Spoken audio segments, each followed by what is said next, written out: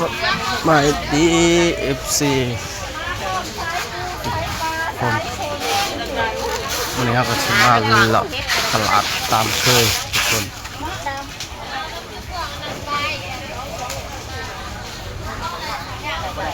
เบิ้งข้างนอก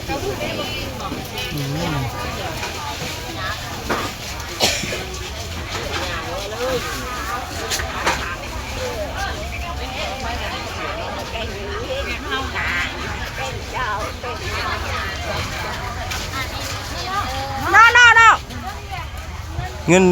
หน้าเงินเจ้าเฮียนะ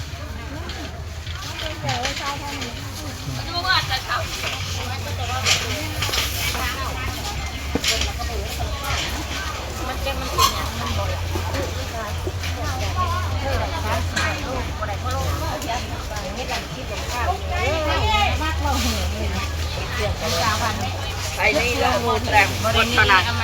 บ่มี